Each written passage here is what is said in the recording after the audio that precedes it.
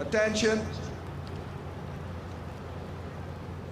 Women's single sculls, repechage number 2, Great Britain, lane 3, Alison Mowbray. Full lane order from you. From the top, Tunisia in 1, USA 2, Great Britain. We're looking at Alison Mowbray in lane 3, powering off the start now. Chile will be in lane 4. She's closest to the camera. This is a repechage. This is the last chance for these girls to progress further in this competition. Alison had a sprightly start, but Monica Piccini, USA, leads now by half a length. 2 to qualify for the semi-final, but Dan, on the times, Great Britain should be comfortable here. Oh, I think she'll be comfortable against Tunisia and Chile. It's a question of whether she wants to match the American Monica Piccini, because they were pretty well evenly matched in their 2 heats yesterday. They both at halfway did 3 minutes 52 seconds. So this will be a very good way for her to test herself, to see what sort of shape she's in. And it's always good to actually finish a repechage in front. So I would guess that she'll want to be up there with the United States and try and pip her on the line. You get Chile there, Soraya Jadu. She has really taken the race on to Alison Mowbray in lane 3.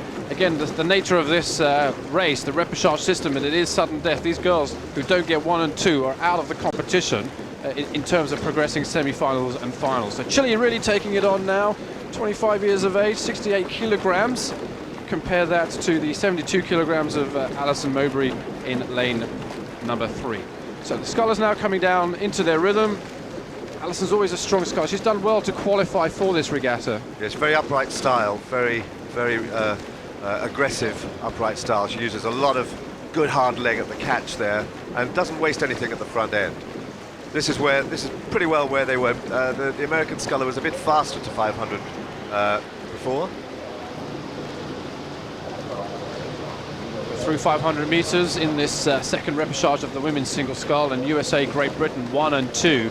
And Chile have had a great first 500 meters within striking distance, but of the 2 crews to go through, now as the crews settle into the 600-meter mark, USA and Great Britain just settling into their rhythm. But it's all about lanes here now. Although it's just 2 through, Alison really has to win this race, because she's got to get a good lane for her semi-final. Waddell, Carson, Rutzchow and Nekova already through to the semis. They're the heat winners. So Alison wants to be in a good lane alongside those. Alison's just raised her rate. She's just trying to now push past the American sculler. And I think that we're now just looking here at the Tunisian sculler over there in lane 1.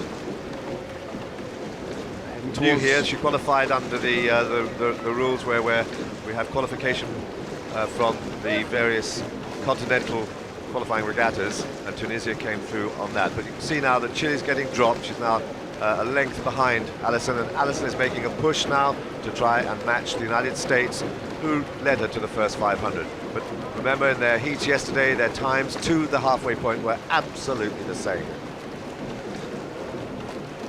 Good sculler, Piccini. She moves well, good length. She's at the moment just edging Britain's Alison Mowbray as they come up to the 1,000 meters. Alison just putting in a push there, responding to Monica Piccini in lane 2. Just pushing up now through 900 meters, heading out to the second timing mark, the halfway.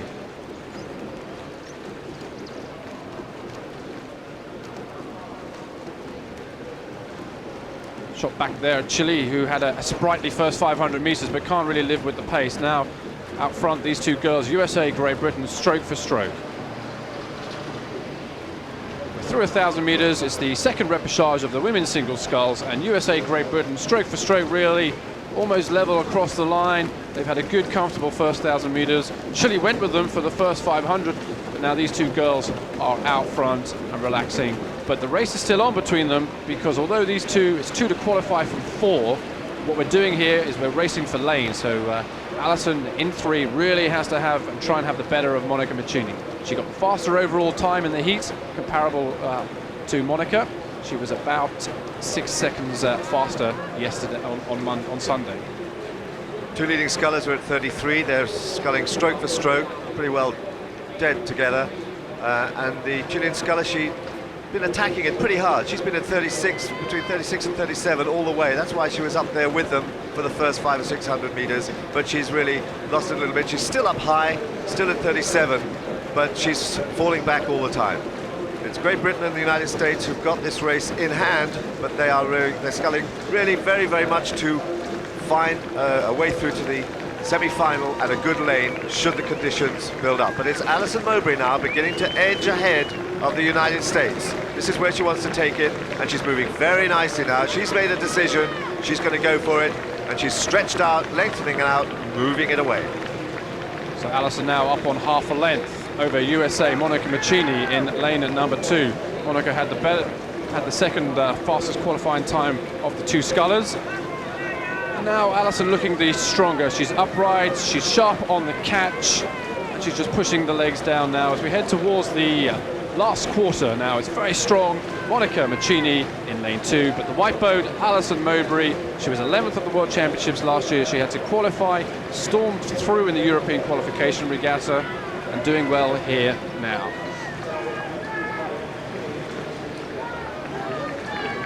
So we're through the last quarter, the line to the last 500 meters of this second repechage of the women's single sculls. Great Britain really has cut strong third 500.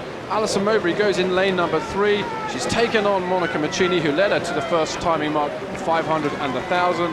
After a strong third 5 now, into a commanding position, and Alison now is just sculling away. She's up to a length over USA, Monica Maccini in lane number 2, and this is the all-important result for her today, Dan. Yeah, Alison was very good there. They were both sculling at 33, and imperceptibly, because she didn't raise the rate at all, she just started to move ahead of the American sculler. I think she felt her way there, and then as she went further and further away without having to raise the rate, she realized that she could win this, and she's just moved it up now to 35 strokes a minute, and she's moved really very quickly away from Maccini. Very good sculling from Alison Mowbray, very upright style as she moves through the stroke. The American sitting lower in the boat, more horizontal, good leg drive, but she's not been able to match Alison for power in this last 500 meters.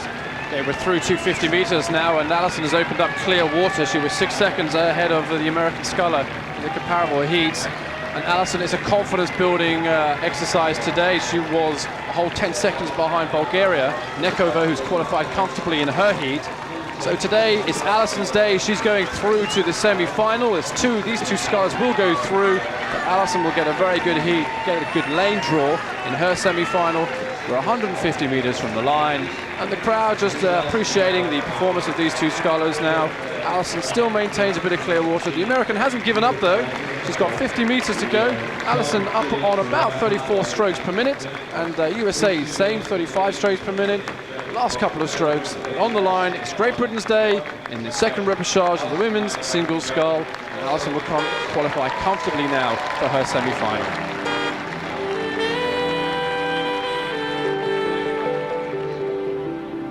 Yes, Alison rose on into the semis on Thursday. The best Britain have ever done in this event is 5th, and she's making a bid to better that.